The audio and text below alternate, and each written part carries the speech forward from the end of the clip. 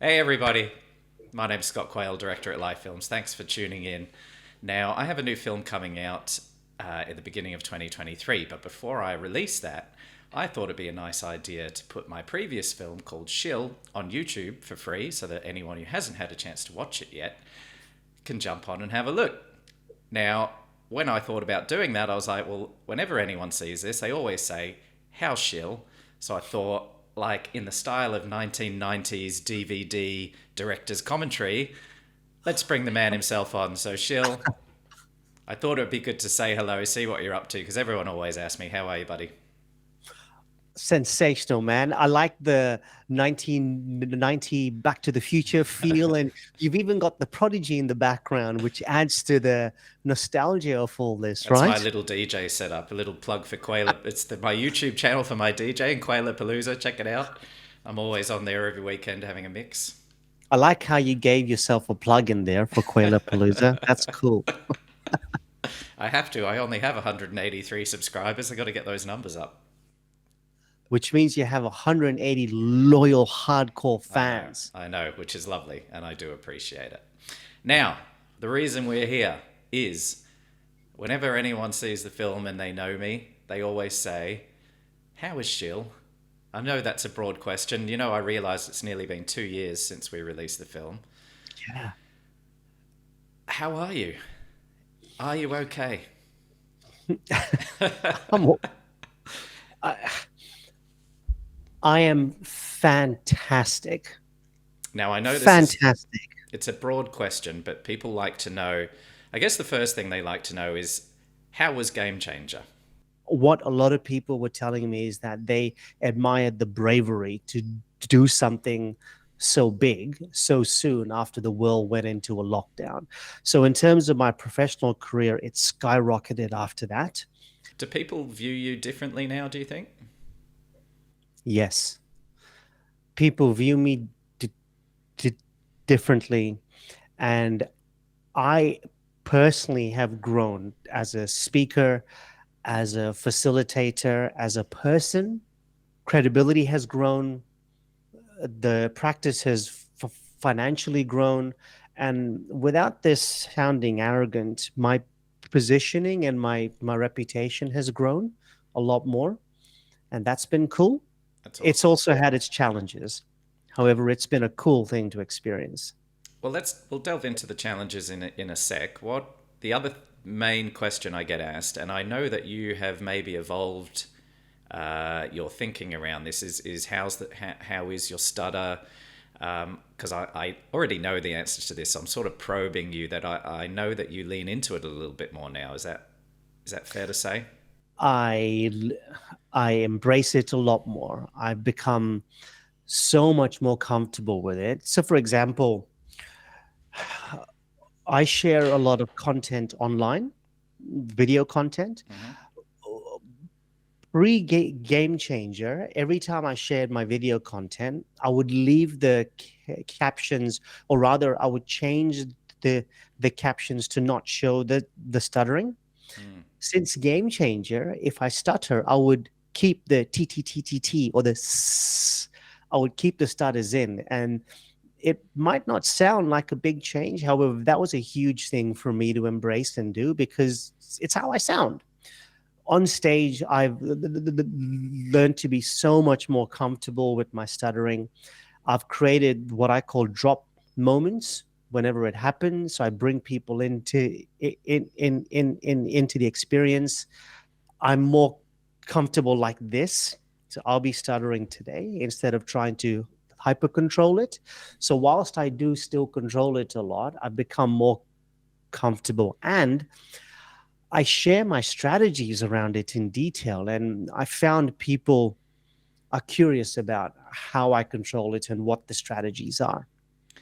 Well, let's talk about that a little bit because I went to watch you. Well, I went to film you present a couple of weeks ago, and at the end, I grabbed a couple of testimonials, right? And Cool. two things that popped out to me. One is I think just in general for people who lack confidence, and I'll just say confidence in general, not necessarily confidence around public speaking. Uh, and then I just happened, one of the other guys I grabbed actually had a stutter. And obviously looked at you because this was after you had presented as a bit of a role model. Have you found, because I can think of at least one or two other situations where people have sort of seen you in that role model type light. Have you found that is a little bit more prominent since the film, and how does it sit with you? Absolutely. It's been the case many times. And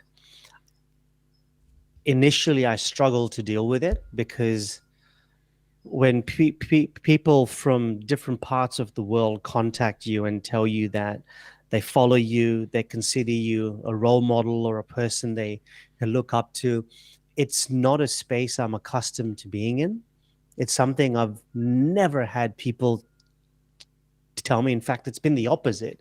I've always been beaten up or teased about it, and I've always been told I'm stupid. And so to have the opposite happen is overwhelming, and it's made me emotional many times. I haven't known how to deal with the emotion. And then I've learned to get comfortable with it and accept that what I do is in the public eye, and it will have an effect on some people. And if it's a good effect, it makes me happy. Makes me happy too. It makes me happy too.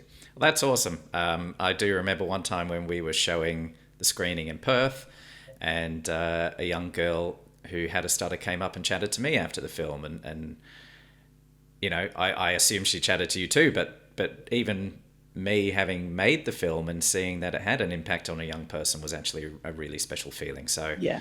I'm glad that we've been able to do that. I'm not saying everyone gets bullied who watch the film, but there's quite a few people who have watched the film who have suffered from bullying and kind of looked at you and what you've been able to achieve as something that they might be able to achieve themselves. I think the saying is, if you can see it, you can be it. So it's really good that you obviously have taken some flack online, but you have flipped it around and now turn it into a positive. The online trolling is something which I now love. I welcome it. I love it. And to anybody who watches this or the film, whether it's a stutter or anything else you face a challenge with, I learned that approximately 3% of the world's population has a stutter. And I speak about this in my keynotes. And for my whole life, I've thought of stuttering as being a weakness and that something is wrong with me. And then I found out about the 3% stat. And when I learned that, it changed my thinking because I thought if you live in the 3% of any category, you are in elite company. Mm. You sit in a world-class category where there are few people in the world that think the way we do or behave in the way that we do or see the world in the way that we do. So instead of seeing stuttering as a weakness, I now truly believe that I sit in a world-class category and I belong in elite company. And changing the mindset around it has been tremendous for me. That's awesome. I love that. I did hear that in your keynote the other day, and I thought it was, yeah, inspiring. Now, there's something else I want to ask you. Because the film, at one point before the pandemic hit, was going to go in another direction. That direction was going to be around your parents and having your parents come and see you speak for the first time. Now, because of COVID, we couldn't do that. And at the end of the film, you sort of talk emotionally about the fact that they haven't seen you speak. Now, I'm not sure if they've seen you speak, but have you seen them since the film? I have, and the first time I saw them was in the UK in May. And I I can't describe how proud they are of me and the film and everything that's happened because since I started Chatterbox, they've only seen things online, things which I send them. Yeah. And so to see their faces and experience their joy at everything that has happened is indescribable. They love the film.